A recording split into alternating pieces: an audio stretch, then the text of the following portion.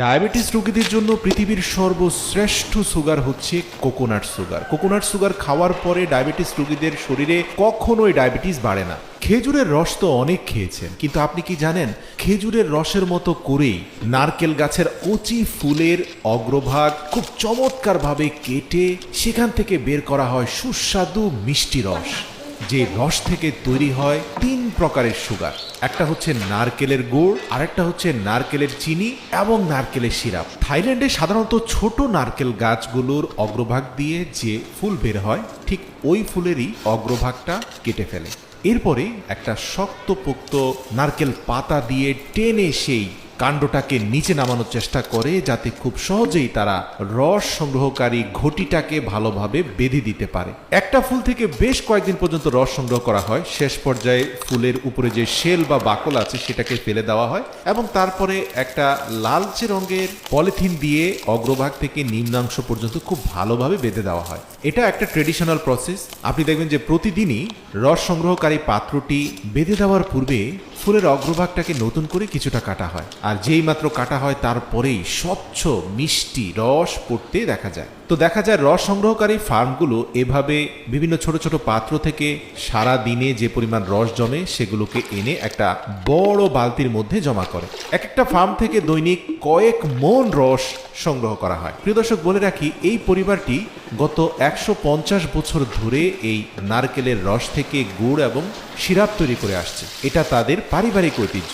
তো শুরুতেই এনে একটা ছাঁকনির সাহায্যে ফিল্টারিং করা হয়, কারণ আপনারা জানেন যে নারকেল গাছের উপরে বিভিন্ন পাতা বা ছোট ছোট নারকেলের ফুল এই রসের সাথে মিশে যেতে পারে, তাই এগুলোকে শুরুতেই ফিল্টারিং করাটা খুব গুরুত্বপূর্ণ। ফিল্টারিং করার পরে শুরু হয় উত্তপ্ত আগুনে এগুলোকে জাল দেওয়া। প্রিয় দর্শক, এই জাল দেওয়ার প্রক্রিয়াটা তারা ধারাবাহিকভাবে 3টি পাতিলে করে, কখনো এই পাতিল থেকে সেই পাতিলে ট্রান্সফার করে এবং উচ্চ তাপে সেগুলোকে জাল করতে থাকে। যখন জাল প্রক্রিয়া চলতে থাকে তখন তার উপরে বাঁশের কঞ্চি দিয়ে নির্মিত এক ধরনের ন্যাচারাল ঝাঁপি উপরে দেওয়া হয়, যাতে অধিক উত্তাপে ফেনা বেরোতে থাকা গুড়গুলো ডানে বামে পড়ে না যায়। এই বাঁশের ঝাঁপি নারকেলের রসের ফেনাকে নিয়ন্ত্রণ করে। দীর্ঘ 20 থেকে 25 ঘন্টা পর্যন্ত জাল দেওয়ার পরে অনেকটা খেজুরের গুড়ের আদলেই আমরা দেখতে পাই যে একেবারে গাঢ় থকথকে নারকেলের গুড় প্রস্তুত হয়ে যায়। তো এগুলোকে একটা ট্রেডিশনাল গ্রাইন্ডারের মাধ্যমে কিছুটা ফোমি শেপে নিয়ে আসার চেষ্টা করা হয়। অধিক ঘূর্ণয়নের ফলে গুড়গুলো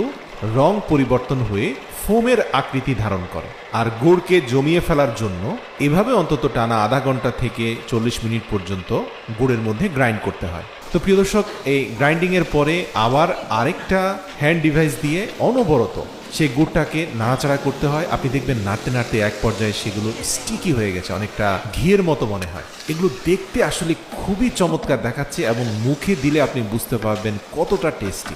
নারকেলের একটা সুঘ্রাণ আছে, সাথে রয়েছে তীব্র মিষ্ট স্বাদ। তো এই ন্যাচারাল নারকেলের গুড়টাকে একটা বড় ড্রামের মধ্যে নিয়ে সেখান থেকে নির্দিষ্ট ওজনের ভিত্তিতে পলিথিনের মধ্যে ওজন দেওয়া হয়। প্রতিটি পলিথিনে 1 কেজি পরিমাণে গুড় ঢালা হয়। আপনারা দেখতে পাবেন যে এগুলো ঠান্ডা হওয়া পর্যন্ত অপেক্ষা করা হয়, আর ঠান্ডা হওয়ার পরে মালাইগুলো অনেকটা খেজুরের গুড়ের মালাইয়ের মতো মনে হয়, তবে খেজুরের গুড়ের মালাইয়ের রং আরেকটু গাঢ় লালচে হয়, এগুলো একটু হালকা সাদা রঙের। তবে আপনি যদি আশপাশ দিয়ে হাঁটেন তাহলে এর মন মাতানো ঘ্রাণ আপনাকে মুগ্ধ করবে। পারিবারিকভাবে 150 বছর ধরে তৈরি করতে থাকা এই গুড় থাইল্যান্ডের বিভিন্ন অঞ্চলে সাপ্লাই করা হয়, তবে চাহিদা অত্যাধিক বেশি থাকায় মানুষজন এই পরিবারের কাছ থেকে এসে এসে গুড় সংগ্রহ করে নিয়ে যায়। তো প্রিয় দর্শক, কখনো থাইল্যান্ড ঘুরতে গেলে এরকম এক টুকরো গুড় মুখে নিয়ে টেস্ট করতে পারেন, আপনি নিজেই অনুভব করবেন এটা কতটা স্বাদের। এছাড়াও তারা সিরাপ তৈরি করে। তো সিরাপের ক্ষেত্রে একটা কথা বলি যে জাল প্রক্রিয়াটা অর্ধেক দেওয়া হয়, 20 ঘন্টার জায়গায় 10 ঘন্টা দেওয়া হয়।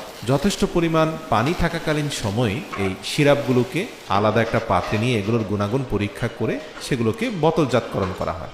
নারকেলের সিরাপ বেশিরভাগ জুস তৈরিতে ব্যবহার করা হয়। যারা স্বাস্থ্য সচেতন, কোনোভাবে চান না যে মিষ্টি জুস খাওয়ার মাধ্যমে তার শরীরে ব্লাড সুগার বেড়ে যাক, তারা নারকেলের সিরাপ দিয়ে জুস বানিয়ে খান, তবে সেই ক্ষেত্রে এগুলো অনেক এক্সপেন্সিভ হয়, দেখতে অনেকটা মধুর মতো মনে হয়। এছাড়াও প্রস্তুত করা গুড় থেকে একটা ট্রের মধ্যে গুড়টাকে রেখে দীর্ঘ সময় পর্যন্ত জমিয়ে ফেলা হয়। যখন একবারে শুকনো হয়ে যায় তখন সেটাকে চামচের সাহায্যে কেটে কেটে ঝরঝরে করে আরেকটা ছাঁকনির সাহায্যে ছেঁকে ছেঁকে সেখান থেকে এই নারকেলের চিনি তৈরি করা করা হয়। এই চিনিটা কিন্তু চা, কফি যে কোনো ক্ষেত্রে ব্যবহার করা যায়, 100% নিরাপদ। গবেষণায় উঠে এসেছে যে নারকেলের চিনি রক্তে শর্করার মাত্রা নিয়ন্ত্রণে সাহায্য করে। এতে রয়েছে ফাইবার, যা রক্তে শর্করার মাত্রা বাড়তে দেয় না। তাই ডায়াবেটিস আক্রান্ত রোগীদের জন্য এই চিনি খুবই উপকারী। এছাড়াও এই চিনি মধু থেকেও বেশি উপকারী। নারকেলের চিনিতে একই সাথে ক্যালসিয়াম, জিঙ্ক, আয়রন এবং পটাশিয়ামের মতো পুষ্টি উপাদান রয়েছে। এছাড়াও নারকেলের চিনি খেলে রক্ত সঞ্চালনও ভালো হয়। এই চিনি শরীরে আয়রনের ঘাটতি পূরণ করে। প্রিয় দর্শক, ভিডিওটি ভালো লাগলে অবশ্যই আপনার প্রিয়জনদের সাথে শেয়ার করবেন। এরকম ভিডিও দেখতে চাইলে আমাদের কমেন্ট করে জানান।